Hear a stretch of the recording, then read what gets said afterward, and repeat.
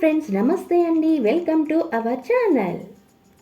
ఈరోజు వీడియోలోని ఇడ్లీ, దోశ, వడ, ఉప్మా ఇలా ఏ బ్రేక్ఫాస్ట్లోకైనా పర్ఫెక్ట్గా సరిపోయే పల్లీ చట్నీ ఎలా తయారు చేసుకోవాలో చూపించబోతున్నానండి.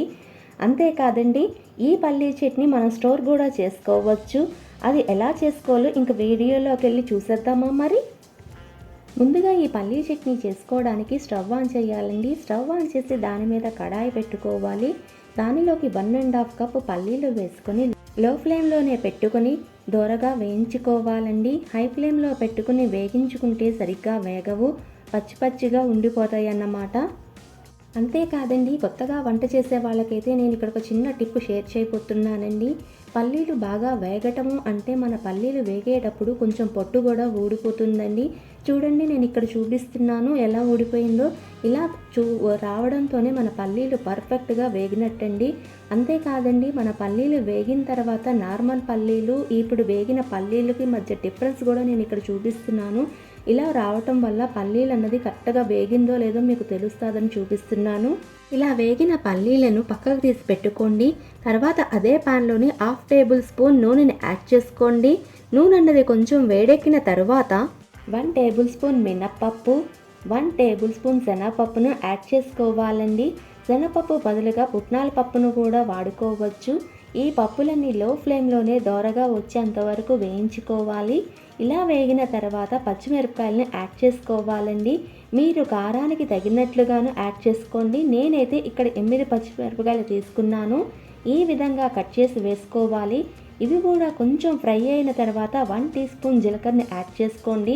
జీలకర్ర కూడా కొంచెం ఫ్రై అయిన తర్వాత స్టవ్ ఆఫ్ చేసుకొని వీటిని పక్కకు దించుకోండి. తర్వాత ఒక మిక్సీ జార్ తీసుకొని దానిలోకి మనం ముందుగా వేయించుకున్న పల్లీలను యాడ్ చేసుకోవాలండి. పల్లీల్లోని పొట్టు మీద బి కాంప్లెక్స్ ఎక్కువగా ఉంటుంది. అందుకే నేను అక్కడక్కడ పొట్టు తీయకుండా పల్లీలను ఉంచేసి యాడ్ చేసుకుంటున్నాను. తర్వాత మనం ఫ్రై చేసుకున్న పచ్చిశనగపప్పు, మినప్పప్పు, జీలకర్ర, పచ్చిమిరపకాయలను యాడ్ చేసుకోండి.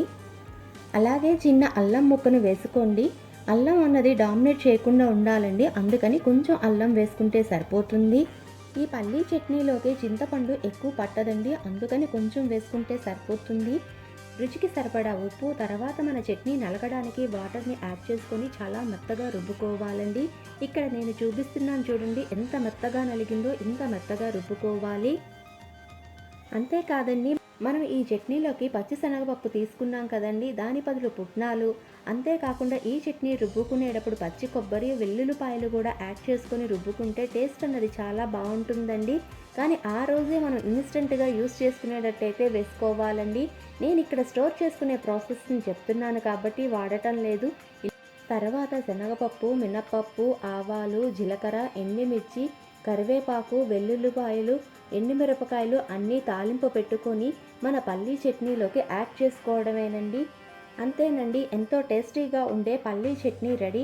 ఈ పల్లీ చట్నీని ఫ్రిడ్జ్లో పెట్టుకుంటే 3-4 రోజుల వరకు నిల్వ ఉంటుందండి. మీరు కూడా ఈ పల్లీ చట్నీ ట్రై చేసి ఎలా వచ్చిందో ఫీడ్బ్యాక్ని నాతో షేర్ చేసుకోవడం మర్చిపోవద్దు. ఏంటి, ఈ వీడియో మీకు నచ్చిందా? ఇంకెందుకండి ఆలస్యం, లైక్ చేయండి, ఫ్రెండ్స్ అండ్ రిలేటివ్స్కి షేర్ చేయండి. ఇలాంటి మంచి మంచి రెసిపీస్ కోసం ఈ ఛానల్ని సబ్స్క్రైబ్ చేసుకోండి. Thanks for watching. Bye bye.